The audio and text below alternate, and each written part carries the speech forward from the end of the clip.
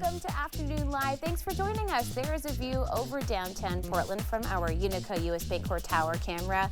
I'm Hannah Olson. We've got a great show for you today. Here with the perfect recipe to help celebrate the Jewish New Year, we welcome back the creator of the Proportional Plate blog, Candice Walker. It is so great to see you. I'm excited to be back. A delicious time to celebrate. Yes, it is. It's a time of year to celebrate hope and sweetness for the coming year, and Yes. set any intentions just like you would in the other New Year that we celebrate. Exactly, exactly. And that sweetness is key to the recipe that we're sharing today. Yes, and throughout this holiday, you'll see lots of apples and honey. And so we have our apples today, and we have our honey, but we're going to do something a little special with our honey, and we're going to infuse it with some cardamom and saffron for a little extra oomph. That sounds so yummy. Okay, where do we begin? Okay, I'm going to have you pop the honey into this jar. Okay. You can do this in a double boiler as well, but we have a big pot here, so I'm just going to, it might be easier just take the whole thing off and dump it in there.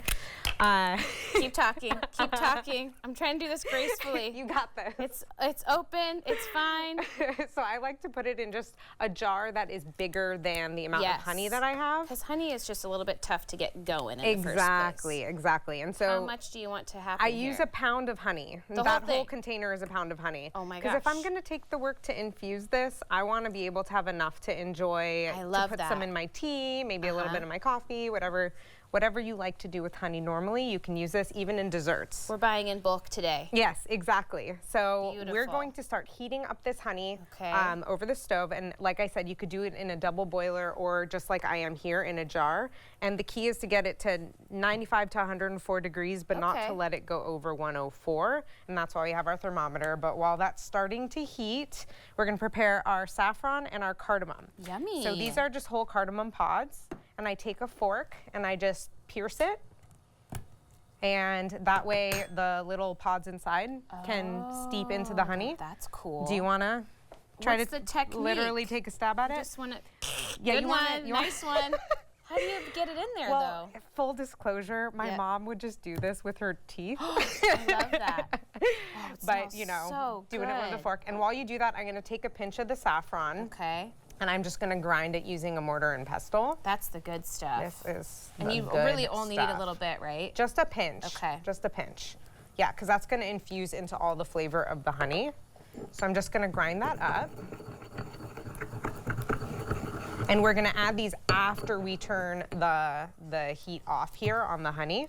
But let's see where we're at temperature-wise. This is kind of a fun challenge. We're already at 80. So that's quick. pop that out. Yeah, it's super fast. And then I'm going to start popping our... How many of these do you typically need? So we're going to use 20 cloves of cardamom. And as you can see, they're kind of already open up too. But you these husks don't have as much flavor as the seeds inside. Okay. And the seeds inside are what they grind up to make ground cardamom. Giving them an access point. Exactly, Okay. exactly. And I'm just going to dump them in here with the saffron so we could pop them all in together. Let's check out our temp on the honey now. And getting the temp up on this honey is going to help the steeping process. Oh, okay. Okay, so let me turn this off. I'm taking this very seriously. Yes, you are. You're doing a very good job as well. I'm just also realizing I should just not try not injure myself in the process. But Is it feeling a little dangerous? Part of the I'm living on the edge today. You are.